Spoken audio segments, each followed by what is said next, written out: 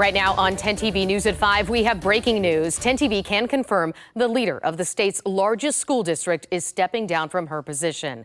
Come June, Dr. Talisa Dixon will no longer be superintendent of Columbus City Schools.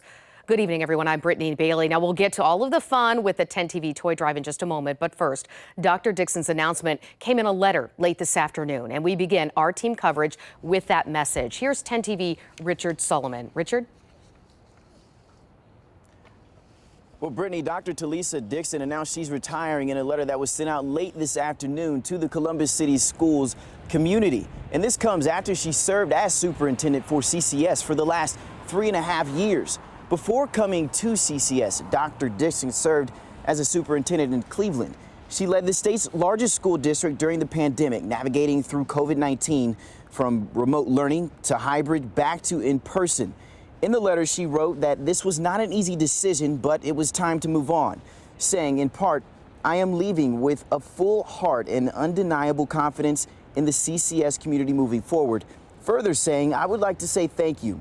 I have grown personally and professionally during my time here, and I thank each of you, every teacher, every staff member, every student and their families for being a part of that journey."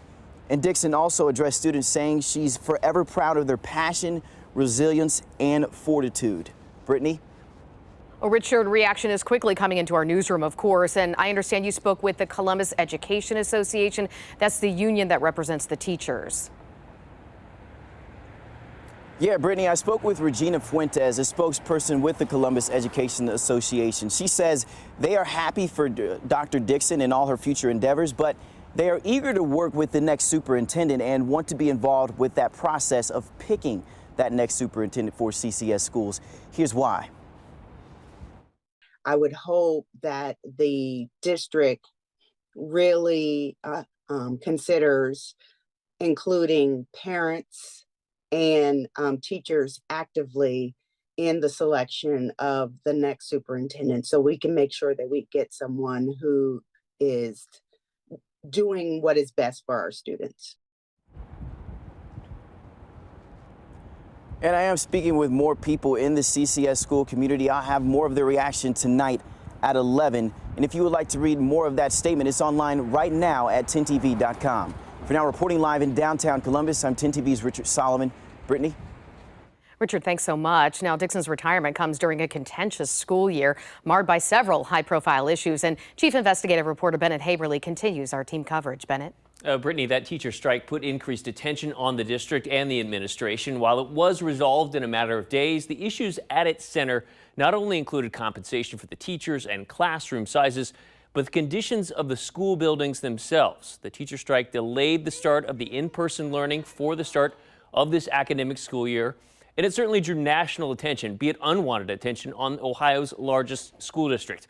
Our own investigation into CCS schools found that the city's health department routinely flagged CCS schools for issues inside the buildings that needed to be corrected, including missing or leaking ceiling tiles, lead paint chips that were peeling and needed to be addressed, and loose bricks like the one on this wall, which was torn down in the days after our reporting began this summer.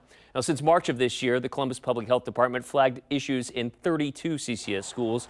This academic year has also seen problems with other issues like bus transportation that have frustrated parents. Well, CCS, of course, says that they have a plan to address both of these issues, both the school conditions and the transportation.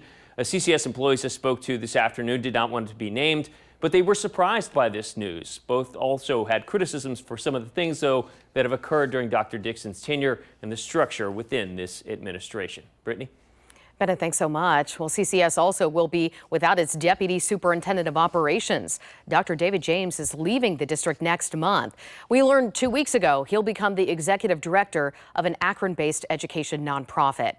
Now, we have requested an interview with Dr. Dixon. We've not heard back from the school district, so look for continuing coverage as CCS begins the process of selecting its next superintendent right here on 10 TV. And we have much more on this breaking story on the 10 TV app, and will be coming up on 10 TV News at 6.